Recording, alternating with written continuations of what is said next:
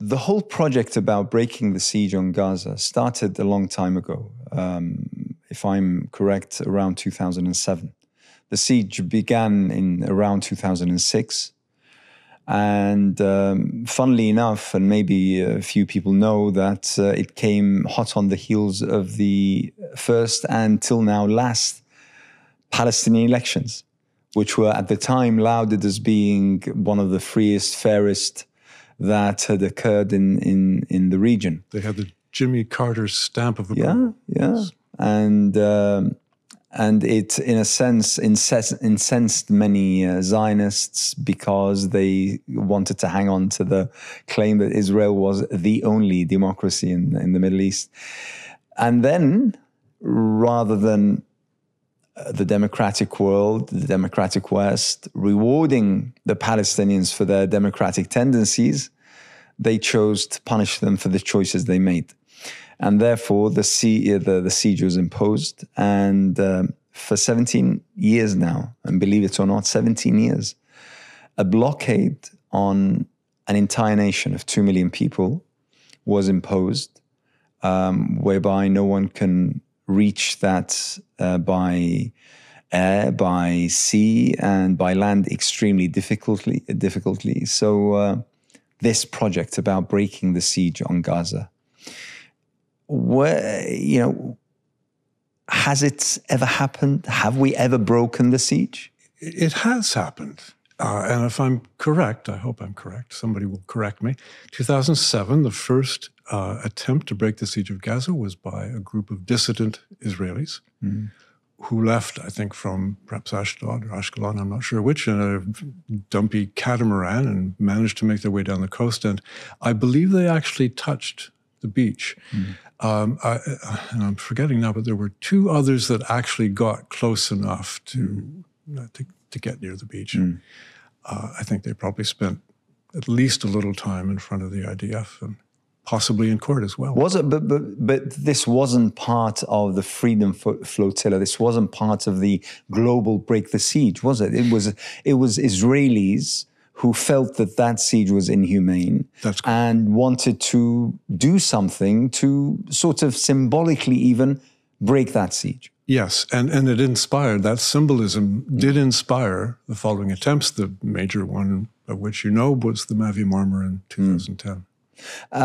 So it's quite, in a way, an inspiring story, because every single time one of these ventures is begun and we start hearing about people enlisting to be on those boats, yes.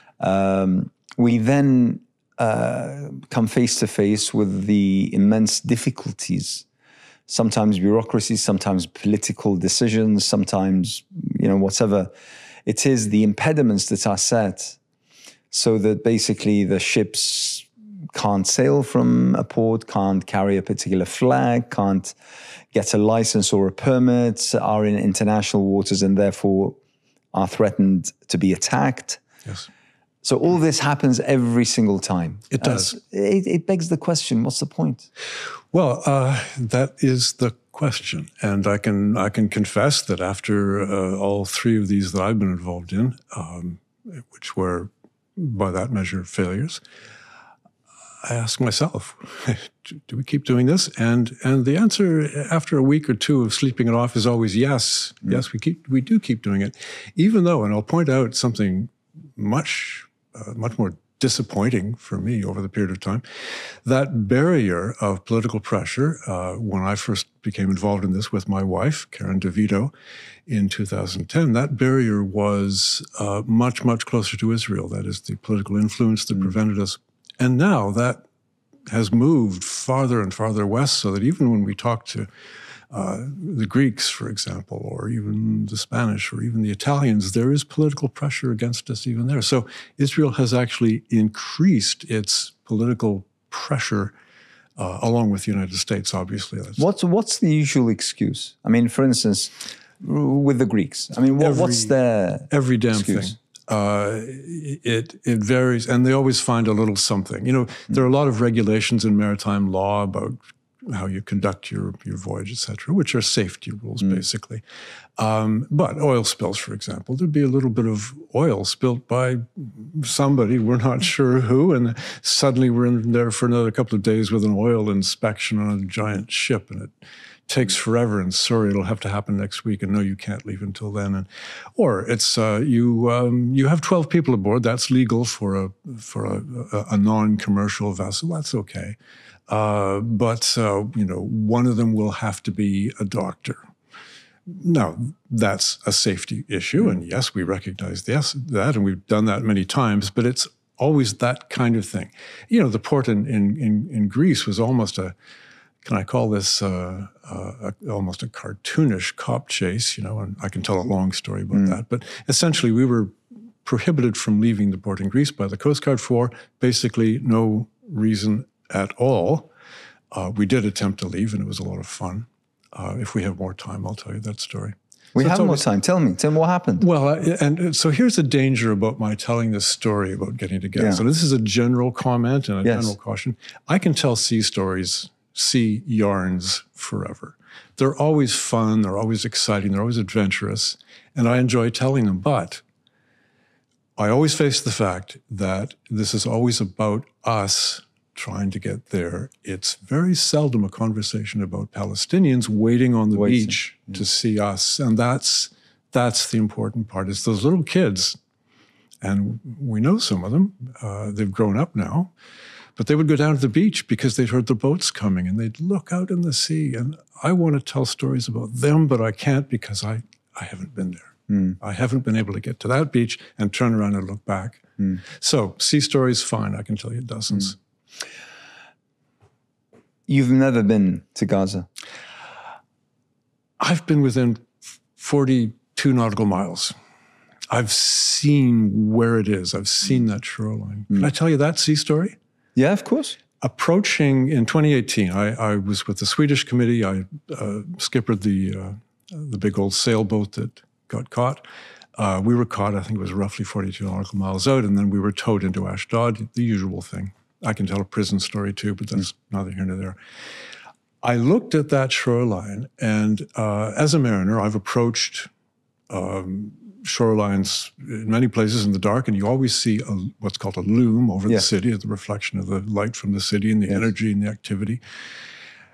And to the left of my field of view, of course, was the loom of Ashkelon, Ashdod, and it looked like a normal place, people doing what people do and driving buses through the night. And I looked to the left, and it was velvety black, absolutely black, nothing there. And I had never seen a shoreline that was absolutely black. There was nothing to see. And I knew, of course, that there were more than 2 million people with no electricity, no light to shine, not even headlights on their cars. Their batteries would be down. And I thought, they're right there, and I can't see them. They're in the dark. And tell me about that prison, inside prison story. The cucumbers that they grow in Israel, or perhaps they grow them in the West Bank, I don't know. Maybe they're a boycott product, and maybe I shouldn't have, but they grow these lovely little cucumbers. And in prison, anything is amusing. Any bit of food is amusing. So I remember the cucumbers. I also remember the slamming and yelling, and the fact that nothing they said to us was ever quite true. It could be anything from, are we having bean soup? Yes, to are we getting out tomorrow? To no, and it was never the fact. That's prison. It was not especially awful. And again, compared to the people who were in the larger prison next door, the really tough prison, the long-term prison, we could hear them. Compared to that, it was fine. How long were you in prison for? It was only 4 days. With how many others? Well, in my case, they separated the men from the women. So we were, I guess, 10 men, 8 men and 4 women. The women were in another hall, and we could call to them and tell jokes in Swedish and sing protest songs. We I was with two fellows, a Frenchman and a Swede, who knew every protest song that socialists had ever sung, and they taught them all to me. And every time they did it, the prison guards would come to the door and slam it open and tell us to shut up. And they'd yell at me. They'd say, "Captain, Captain, come here." And I'd say, "No, you stole my ship. The hell with you." When did all of this start for you? When did you become interested in? Because as far as I understand, your wife is Jewish. No, my first wife, my first wife is Jewish. I had two. My first wife is Jewish, and family Hungarian, survivors of that part of the Holocaust, as well as the Soviet invasion, etc. But you're not Jewish yourself? No, I'm not. And my second wife's family is mainly Italian, but, from the north, and so we're not really sure, and who cares? DNA tests are nonsense still. So I first encountered this when my parents took me to a congregation, a religious congregation in Toronto called the Unitarian Congregation. It's a very American, Northeast American thing, a Protestant movement, very liberal, very humanist. And many of the members of that congregation were Jews recently arrived from Europe to Toronto, integrating and attempting not to be orthodox, because many of them were dissidents, they were Bundists, they were more political and what you would call ethnically Jewish than religiously, etc. So this topic of Israel, Zionism, pro and con, was circling around my head since I was 8 or 9 years old. And when in all of this, when did the case for Palestine, when did it first start to be mentioned? What got you into this? It happened in a very unusual way. It was 1967. I was a 17-year-old, typical, interested in jet airplanes and warfare and who wins and who doesn't win and all that nonsense. And so it was the summertime. We were raving around, me and my friends and some Jewish friends, and we went to some place where there was a Yiddish-speaking uncle. At home during the afternoon, elderly man, and he actually took me by the sleeve. And I can still feel that, and took me over to a corner, and he shook his finger at me, and he said, "This is not good. This is not good for anybody." And I wish I could say it the way he said it. And I thought, isn't that peculiar? Isn't that strange? Why would he not be happy that Israel had defended itself against nasty Egypt and Nasser and the Soviets and all of that stuff? So I went to the library and I said, "So where are the books about Israel?" And that's been part of my reading ever since. And during that time, I take it that you've met with Palestinians, people who came to Canada to study, or as migrants, or as visitors, or as such. You were exposed to writings of Palestinian academics and thinkers and the like. In fact, not until quite late in my life. In fact, I had the experience many years ago in a business conversation, meeting a fellow called Khawaja. And he didn't mention being Palestinian. I didn't ask. I figured he was from somewhere else. Everybody in Toronto is. And it occurred to me later that he was probably Palestinian. And I wish I had asked, but I didn't. So I didn't get introduced to the Palestinian side of the literature, I guess until 2002, when my wife, Karen, went back to school to get her master's degree and had the good fortune of being told to do some reading about this. And she brought it home and said, look at this. And I'd always known about the conflict. I'd always been sympathetic. I had argued with my Jewish father-in-law early on while he was still alive. And, so it was always there. I just hadn't done the work. And so in 2002 or so, I began doing the work of reading. And now, of course, we have a library like everybody else in this activist business. And I mean, it seems to be fairly straightforward. Someone who is from a particular context, who comes in touch with people from a different context, who alert him or her to do a little bit more work and research and be a little bit more diligent about the facts that they're fed through the media and the such. They go on this journey trying to discover, maybe having some arguments based on what is generally a human set of values. And then you come into contact with people who have a direct, sort of know-how, a first-hand experience with what's happening, and they start telling you about their own stories. They do. So in a way, it seems to be fairly straightforward. It seems to be fairly direct. What's the problem with more and more people not knowing about what you know now? Well, you mentioned I'll call it duplicity of the media. Up until fairly recently, they're beginning to get it. They're beginning to admit they know it. That's that problem.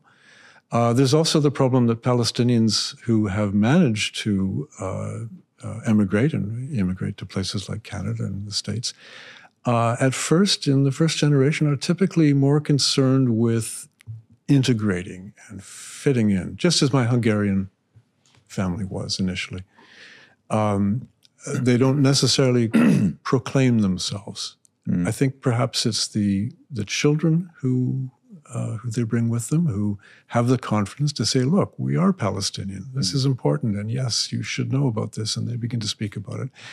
And obviously, there are exceptions. One of the first people I met who was outwardly Palestinian, a fellow in Vancouver called Hannah Kawas, to whom I owe a great deal, had a radio program. And I was driving home one night looking for a channel. And I heard this Palestinian fellow talking about a book that I wanted to read, and I thought, this is amazing. It's on the radio. How can this be? It was a shock. So Palestinians, at least in our society in Canada and the States, have been somewhat hidden. In the last 5-6 years, that's all changed, and I'm so glad it has. And the change that we're seeing is remarkable. I mean, I can speak for the UK. And only a couple of days ago, I was visiting one of the student encampments, and the level of awareness is stark, is quite gripping. Yes. And the kind of interactions and queries and questions and suggestions and ideas put forward. I mean, I'm if I may, I'm younger than yourself, but I still remember quite well how hard it was having discussions with people over Palestine, Israel. And I remember the word Palestine was at a stage something that needed explanation. Yes. Because people would say, well, what is Palestine? What are you talking about? I mean, there is no such thing as Palestine. The mere contention of the legitimacy of the Israeli claim over Palestinian lands was something that people would find absolutely absurd. It's like talking about a flat surfaced earth, for instance, or something. Perfect analogy. And you were in the UK, UK that sent the black and tans from Ireland to Palestine. A whole generation of people in the military knew they were in Palestine. There was no question about it. And still, having that kind of discussion was so difficult. But now, I mean, that kind of, I don't know, I mean, is it because of what's been happening over the course of the past 8 months in Gaza? Is it because communication and the kind of revolution and advancement in people getting their news from different sources other than CNN and BBC? Or is it something else? Is it that they're a younger generation grappling with their own identities? Is that it? It's all of that. And, as a technologist, my background is computers, I like to think that social media has changed all this, but it's not just social media. It's that we have lost confidence. Where you mentioned the flat Earth phenomenon, and I'd like to refer to the late 1500s in Europe when people began to tell other people that, in fact, the Earth was not the center of the universe.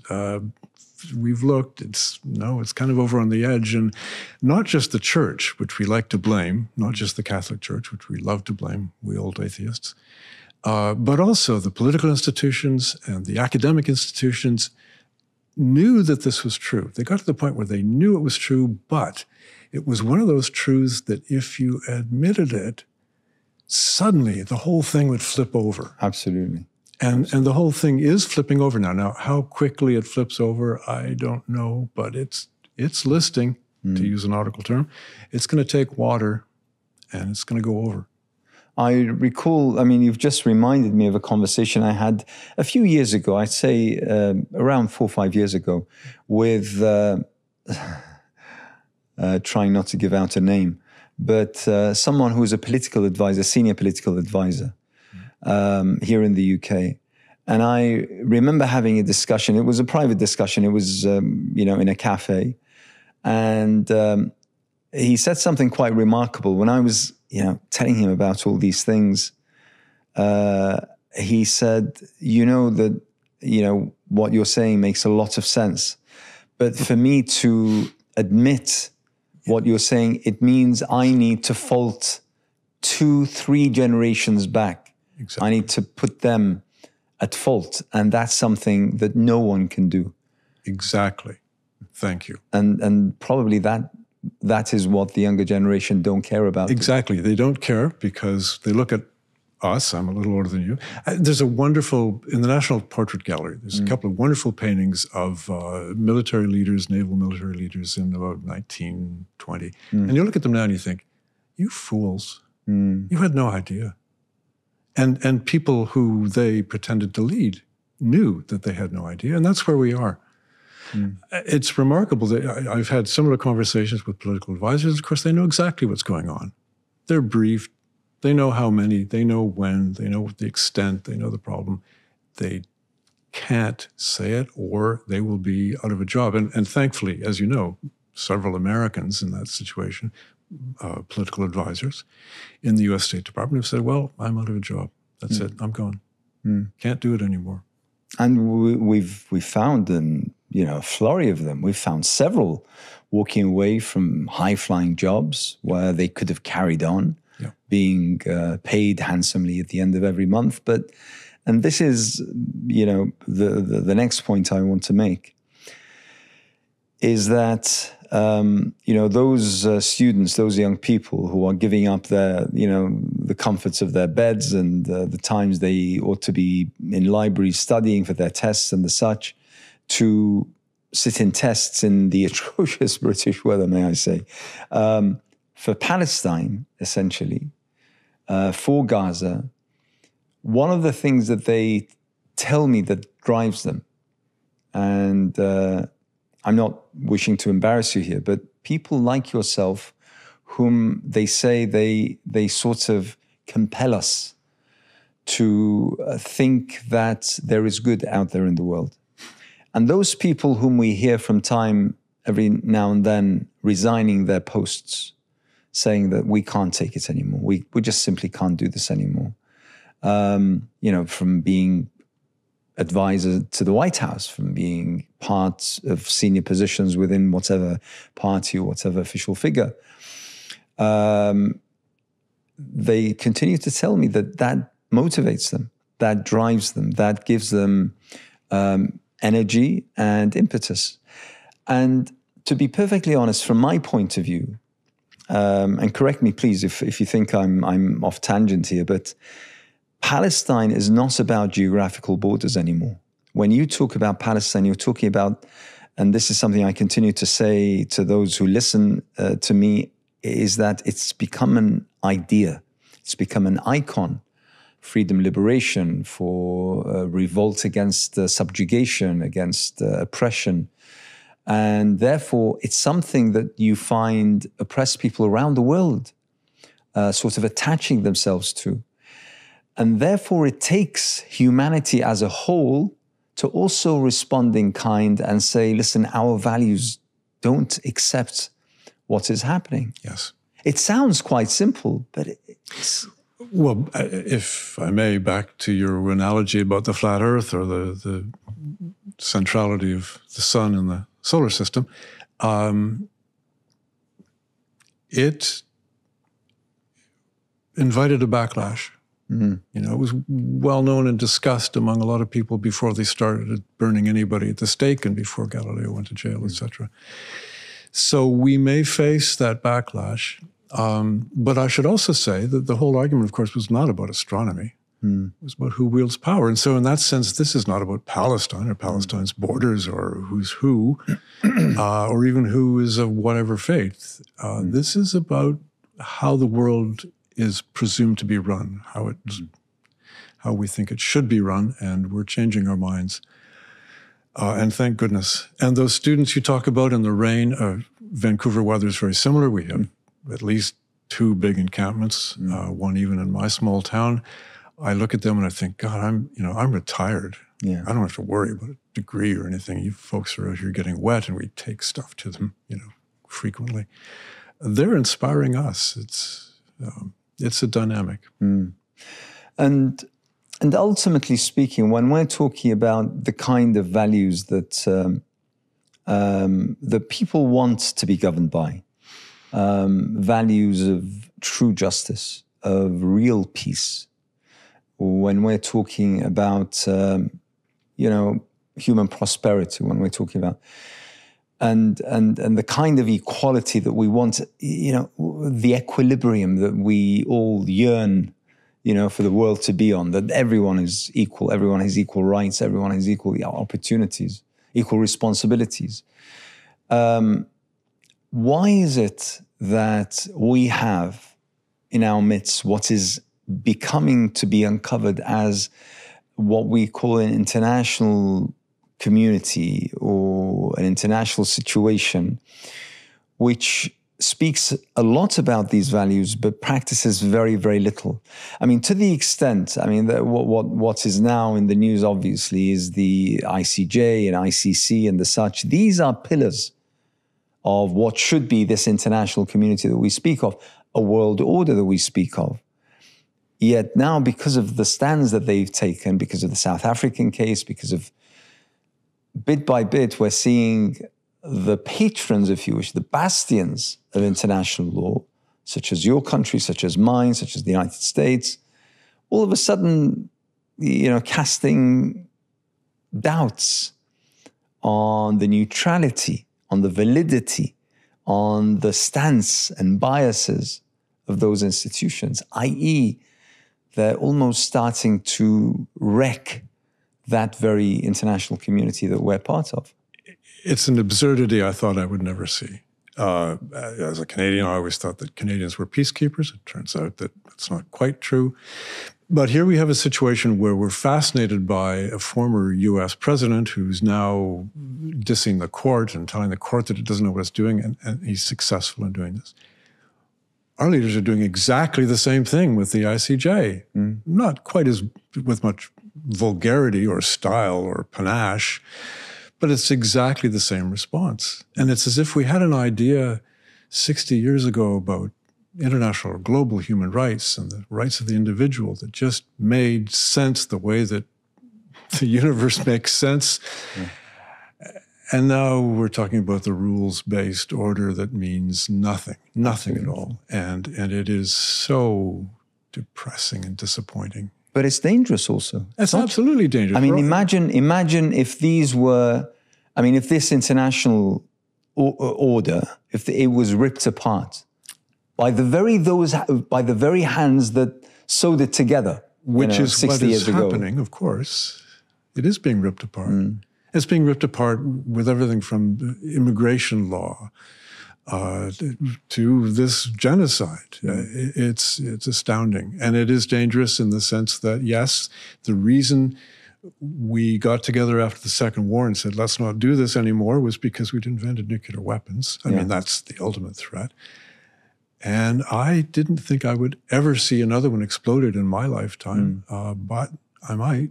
I might live just long enough to hear that it happened somewhere, and it's coming. And only a few years ago, when we had the spectacle of the security guard at one of the concentration camps, I'm not sure whether it was Auschwitz or somewhere else, a 93-year-old who was hauled before the ICC and convicted as being a war criminal. He was a guard. He wasn't one of the commanders. He wasn't one of the leaders. Right. And that, it sort of inspired people to think, so justice might take a little while, But it happens. Yes. And this became a story, and, we were telling of the kind of achievements that were. But it seems that, those laws are designed for some, but not everyone. And, if we are to believe some of the statements that were made recently by the likes of the ICC chief prosecutor, that they were told that, listen, these were set up not to prosecute us. They were in order to prosecute the Africans and the Southerners and the such, not ourselves. I mean, in reality, it just staggers me how people are so blasé when it comes to the fact that the ICJ speaks of plausible war crimes being committed, genocide being committed, yet the current world leaders, as intelligent as they may be, continue on that particular path to support Israel, to encourage Israel, as though they don't care for themselves, in their latter years, or their children even being, totally their reputations shredded to bits because of their stands in supporting a war crime. Are you asking me if I can understand it? Well, in a way, I mean, because I can't explain how these people are so, is there something in the back of their minds that when the time is right, we'll just throw them, dispose with them? What is it? I think exactly? It's more a matter of, when you know you're going to crash, you're on your motorcycle or your boat, and you're heading for disaster within seconds. The seconds spread out into a long mental period of time, and you hang on, you white knuckle it. If we just get through this, it'll be all right. And you know it's not going to be all right, but you don't believe that you're actually going to die politically or physically. I can't understand it in any other way. And I've met Joe Biden. My wife and I lived in Iowa. My work took me there in 2007. We worked on the Democratic campaign, as good Canadians do. We met Joe Biden. We thought he was pretty plausible. He was very good on healthcare, for example. Lovely guy, gave me a big hug. He's very warm and friendly and kind of goofy, like a grandfather who talks too much. And I think back now at what I didn't know about him and what I could never have imagined. He is a deer in the headlights. And I think it's that moment for him, and I think it's even that moment for Justin Trudeau, who shows no sign of, obviously the lawyers within the government have said, look, you're going to be in trouble here. So Canada, for example, has pretended to stop shipping arms and has to some extent.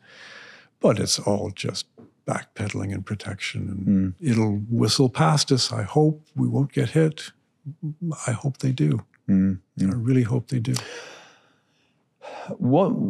How do you see let's say the near future? Let's not talk about, 20 or 30 or 40 years time, but let's talk about what's going to happen in the next, 5 years.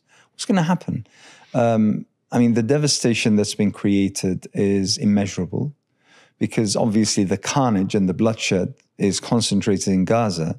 Yes. But the kind of distrust in the international law, in the validity of the values that the West has often spoken of, democracy, freedom, women's rights, all of this seems to have gone out of the window. So you have this sort of state of fluidity in which the world lives in. I travel a lot, and wherever I go, this is something common that comes up, regardless of the politics. But people say, okay, who do we trust anymore?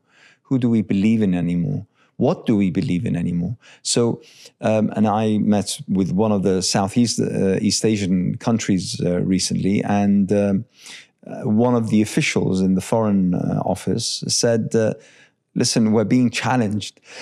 We have been challenged now for over 30 years over our record of human rights. And he says, whilst I'm more than willing to accept that we have problems and we've been trying hard to, to address these issues and like. But now all of a sudden, everyone's turning around and saying, "Hang on, are we just wasting our times?" Because it seems that human rights doesn't really mean much. No. So imagine that state of distrust, lack of confidence, lack of belief, and all of a sudden, if Israel can get away with it, why can't others? So how do you see the next 3 to 5 years? So is this the part of the interview where I have to be hopeful so that people won't go off and look for a razor blade? I know a lot, and I know so little about geopolitics. I know it as a spectator and a reader. I will say one thing that I hope will be optimistic, and that is that doing the stuff that I do as an activist is kind of fun. Sometimes I hate to admit that, but we're driving a boat, we're fixing engines, we're traveling around. It's fun, and I know that people who have the time to become personally involved, and this is where it starts and maybe where it ends. When you become personally involved and you meet Palestinians and you meet little kids and you find wonderful people who you would never have expected to even pay attention to in your regular non-activist life, it's engaging. It's good for you. It's good for your mental health. It gets you away from the hourly check on the news that is so damaging to us mentally. Do that, please. If you're listening to this podcast or watching us, find the local thing, even if it's not exactly Palestine. Find the local thing that you become obliged to every week, that you go to the meetings, that you raise a bit of money, whatever you do. It's fun. It's liberating. It's liberating to be physically engaged, face-to-face with people you know, and you learn to trust, and some people you learn not to trust. We're all here.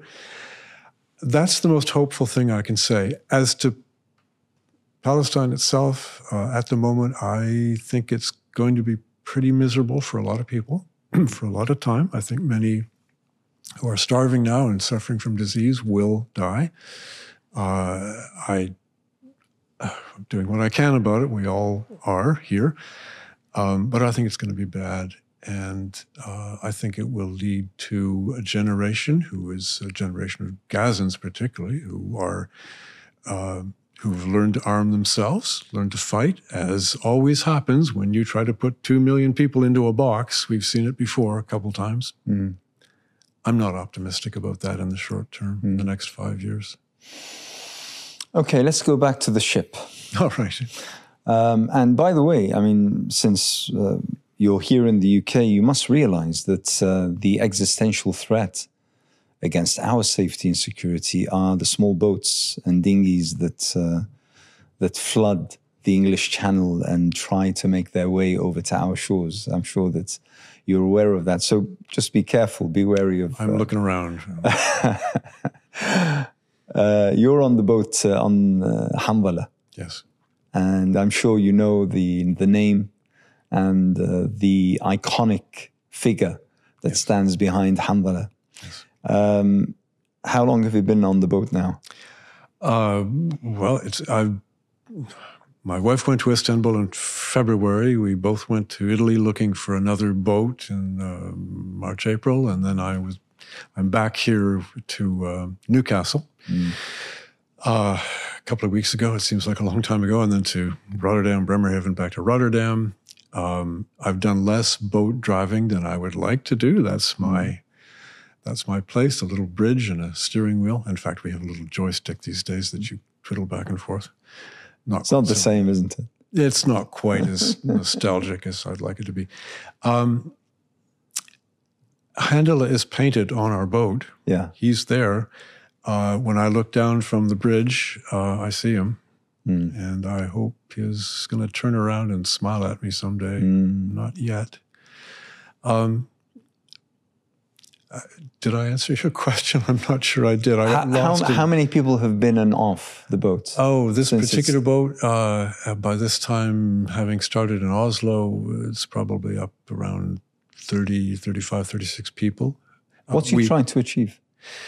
Well, they all have slightly different views, but I'll tell you, having done a couple of these trips, yes, it's important to get near Gaza and be picked up and make it a pain in the neck for the Israelis and for your national representatives there who have to deal with the legalities and find interpreters. That's good. That's all good. It keeps it in the news. The most valuable part of this is the conversations along the way and meeting people. And we meet supporters, of course, who are there. They wave at us. They love us. They bring us food. They help us find parts for the engine, and they run off to buy stuff for us and do errands, and they're very, very happy to do that, and it's delightful to see them engaged that way. We also meet the skeptics, and we have these little conversations like you've had,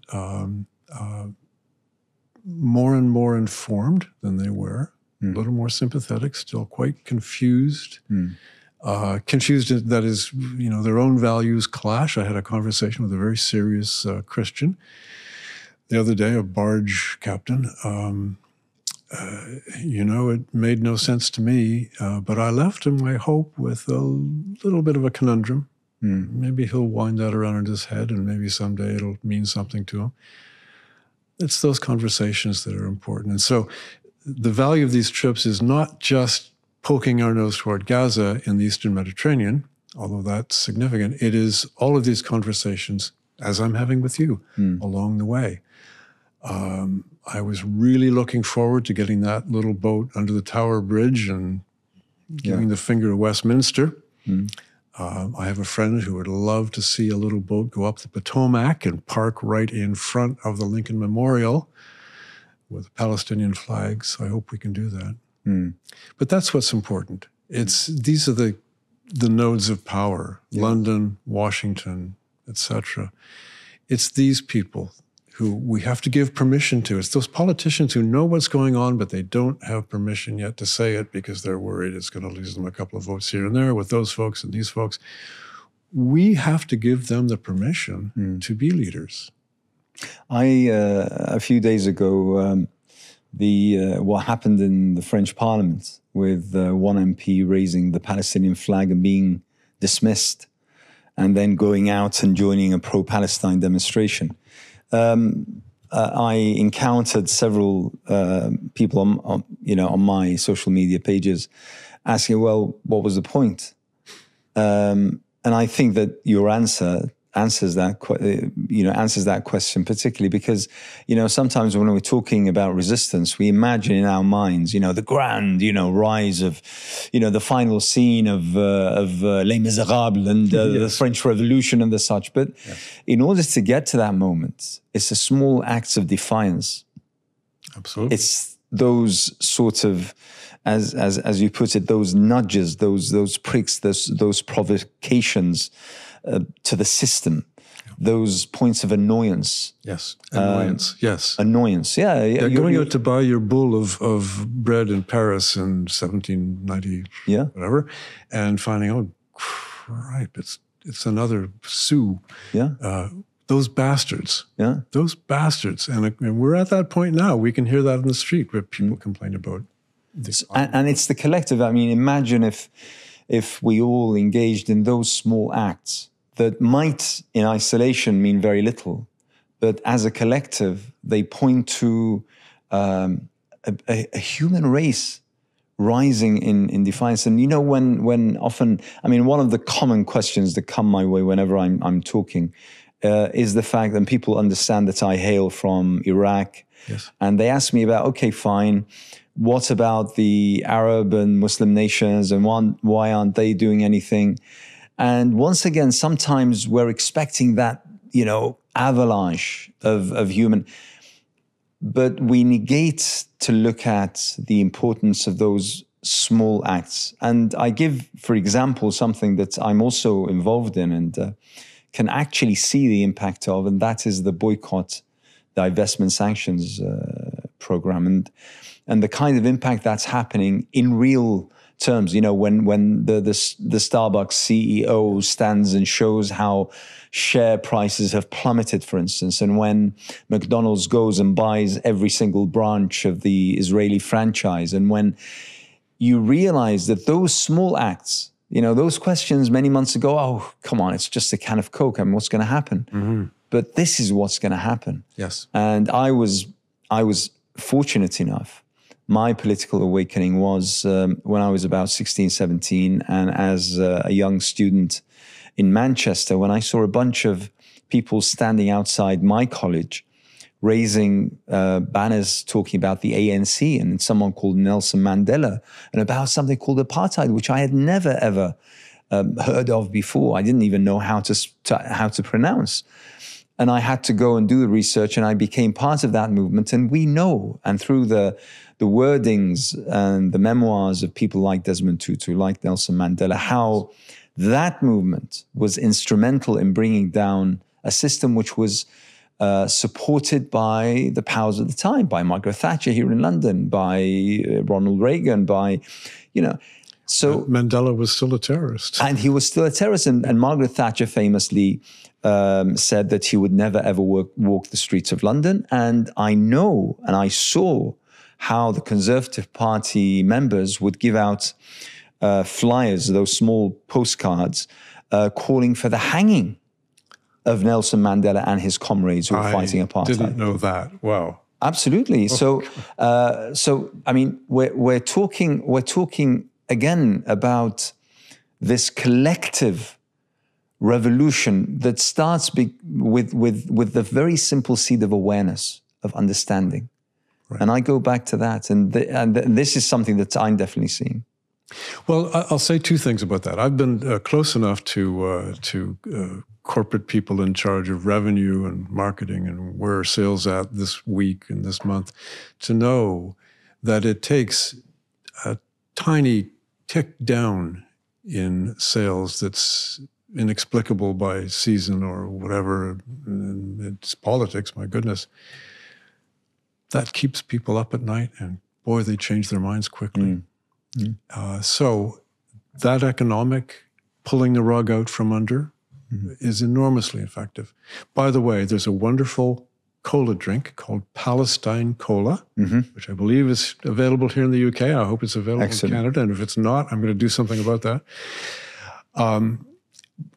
But also I want to say that there's a kind of a game I play sometimes. I'll be walking the streets of London or whatever on the way here, and I'll look at all the people I can see on that street or in the tube or wherever, and I think, how many of these people actually support Palestine? And I know that I could count more than a dozen at most times, but we don't mention it to each other. We don't talk about it. We pass each other in the dark like ships in the night, I suppose, without bringing it up. And now we all, it is a genocide. The ICJ has said, yes, we're pretty sure it's going that way. We all have permission to say, damn it, we can talk about this now. And that's when it starts to change. That's when that famous network effect, begins with 2 and then 4 and 16 and whatever. That's when it changes, and that's where we're at now. A few weeks back, I was with my little girls, and we were on the tube on the Underground, and my youngest pointed to me at one stage. You know how people are just sitting there, just looking at their mobile phones, no one's paying attention. But the little ones, because they don't have mobile phones, they look around, they look at people, they look in their faces. We stopped doing that at a certain time of our age. And she nudged me and she said, Baba, have you noticed how many people are wearing the Palestinian kufiya? And I looked around and I could swear there was more than half of the carriage that had somehow, either their T-shirts or some band wrist or the kufiya around their necks or on their heads. And without saying anything, without speaking to each other. That was there. That was it. Oh, this is embarrassing. You remind me that I left mine in my bag outside the studio. It's there, I promise. But yes, to walk around Vancouver and see somebody riding a bicycle, zipping by that was a kufiya. My goodness. Absolutely. Wonderful. I mean, it's become the fashion status of today, and that in itself is something which we mustn't neglect. I mean, this is.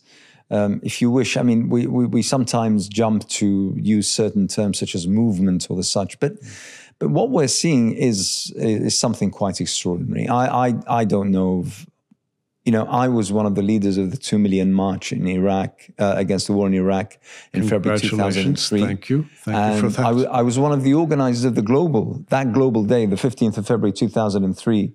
40 million people around the world, from all the way from the Solomon Islands eastwards to Chile, westwards, around 24 hours a day marched for Iraq. And I can definitely say this is different. This feels different.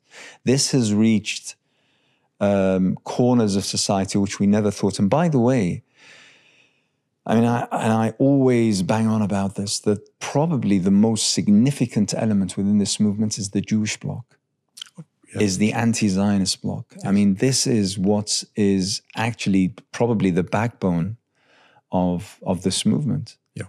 And this is in a way what is sustaining this and keeping it going, and we have here in London, we have, a group whom we see every single time, unfailingly, come rain or sunshine. The elder Holocaust surviving, yes, children of Holocaust survivors or Holocaust victims, who were there standing, not in our name, right. Raising the Palestinian flag, raising the pictures of slain Palestinian children. Yes. It is those that are inspiring people. I have sometimes said during a demonstration, I've never been among more Jews than I am here at this demo. And I'll tell you a very quick story about a lovely woman who's long gone now, but she, a little older than me, she studied archaeology. And as a Jew, she decided to go off and do Aliyah and go to Israel. And she came back 7 years later, absolutely disgusted. And she was a real comedian. She told a story about being an archaeologist in her university and how they'd go out and do field work. She'd supervise young students doing field work, and how the field work was, Assyrian, into the bin. Jewish. I've found a piece. Brush it off. Mark it, register it. And she would carry this on, hilariously. It was very hard for her to come back to Canada and admit to her family, to her mom, a Holocaust survivor, no, it's not working over there. It's going wrong. And this was many years ago. This was, she's long gone. It's very hard for dissident Jews to face this political reality and come to terms with this for themselves in a family that, is quite often very seriously pro-Zionist even now. They deserve so much credit. And at the same time, they find that they have to be careful to share that stage with their Palestinians. You can't dominate it, even though you have this very, very powerful message to people like me. Because, of course, it's Jews who give people like me permission to talk about this. Are you still hopeful that one day you'll break the siege on Gaza? You yourself, you'll see that shoreline, you'll tread on the sandy beaches of Gaza? Even if I wash up in the surf in a kayak with a broomstick flagpole and a Palestinian flag on it, and stagger up onto the beach, yes, I want to do that. Thank you very much, Tom. It's been a pleasure. Thank you. I really enjoyed it. Appreciate it.